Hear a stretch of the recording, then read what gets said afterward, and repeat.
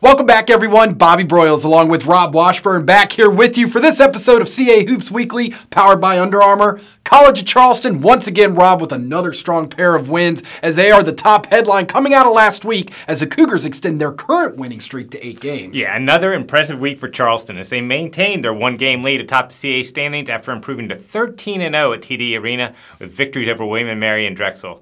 The Cougars are rolling offensively, having topped the 80-point mark in 3 straight games, and they showed off their depth by having 3 different players, Grant Riller, Jarrell Brantley, and Nick Harris, all set career highs in scoring last week. Charleston faces a pair of road tests this week, but they're looking like the team that everyone tabbed as the preseason favorite back in November. Now, Northeastern stayed right on the Cougars' heels with victories at Delaware and Towson last week to improve to 6-2 in CA road games. The Huskies knocked down 21 three-pointers and allowed only 4 in the 2 contests last week, which is just one example of how well Northeastern is playing on both ends of the floor. The Huskies open a 3-game homestand this week with Drexel and William & Mary.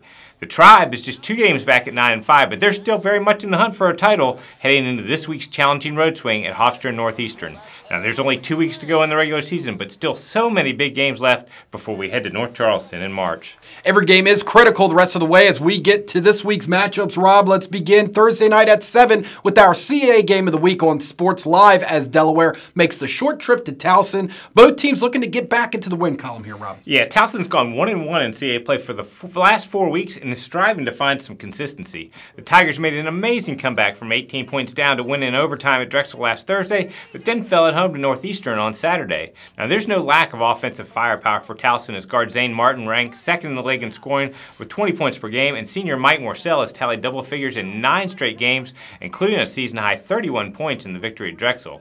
Towson's had some lapses on defense and isn't dominating the glass like they have in the past, but this is still a team with the talent and experience to win the CA title if they can put it all together. Now, Delaware hasn't won a game since leading scorer Ryan Daly suffered a severe ankle injury 3 weeks ago, but they've battled several opponents to the final buzzer, including Towson in a 75-71 setback earlier this month. Freshman Ryan Allen's doing all that he can to carry Delaware offensively with 11 straight games in double digits, and the Blue Hens are having some success playing big men Eric Carter and Sky Johnson together. Now, Daly's progressing, and he should be back soon, which will make the Blue Hens a dangerous team to face down the stretch. Also Thursday night on CA.TV, William & Mary makes the trip to Hofstra. Obviously a lot on the line in this one in Hempstead, Rob. Yeah, no kidding. I'm not sure there's a better matchup in the CAA over the past several years that has produced more great games and dramatic finishes than this one. There's 2 reasons for that, I think. The first is that both teams have been blessed with a number of guys who enjoy getting up and down the floor and can score the ball. The second is that both teams have been among the CAA title contenders each year, and that's the case again this season. William & Mary's the league's top-scoring offense at better than 84 points per game, and all 5 starters are averaging better than 12 points per contest. Nathan Knight leads the way with 18 points per game, and he had 31 in the first meeting with the Pride. Hofstra's putting up better than 78 points per game and features the nation's 5th leading scorer in Justin Wright Foreman, who's averaging 25 points per contest and poured in 36 in the first meeting with the Tribe.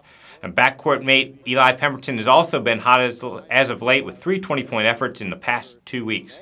William & Mary rallied for a 90-87 victory in the first meeting on December 30th, and history tells us to expect another down-to-the-wire game on Thursday. On to Saturday at 4 o'clock as William & Mary finishes that big road trip at Northeastern on CA.TV. Yeah, regardless of Thursday's outcome, this is going to be an important game for both teams. When these squads met in Williamsburg on January 18th, Northeastern shot a remarkable 71% from the floor, made 12 and 19 threes, and rolled to a 90-70 victory. Now, while those offensive numbers are staggering, the Huskies also got it done defensively, limiting the Tribe's high-powered attack to just 5 of 17 shooting for 3. Now, one matchup to watch will be the battle of 2 outstanding point guards in Northeastern's Vasa Pushitsa, who's contributing nearly 17 points and 5 assists per game, and he averaged 25 points in a pair of victories last week.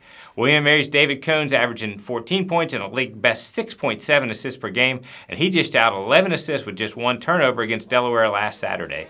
Both of these guys have the ability to control the game and will be critical in their team's success on Saturday. I would be surprised if this second meeting isn't much closer than the first. We wrap up our previews with our CA basketball game of the week on Sports Live at 7 o'clock Saturday night with a rematch of last year's CA title game as College of Charleston will be on the road at UNCW. Yeah, the success of these two programs and the proximity of their campuses has created a nice rivalry over the past couple of years. And we talked in the open about the Charleston offense that's averaged 86 points over the past 3 games.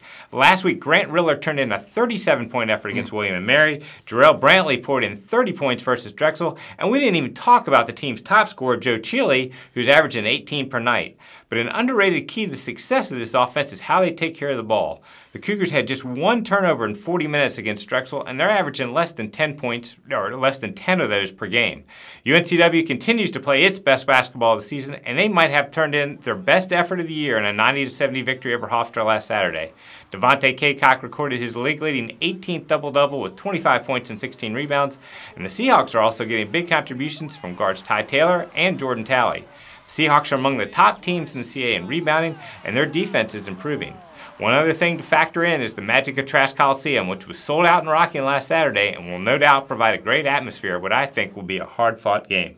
Now here's a look at the rest of this week's action around CA basketball.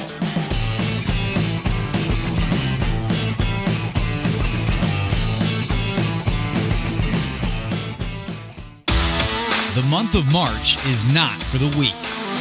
If you want to get to the big dance, the road starts here. Every practice, every game leads to this moment. Win or go home. The CAA tournament is coming to Charleston March 3rd through 6th. 10 teams, 1 goal, to be crowned champion. Go to CAAsports.com for more information.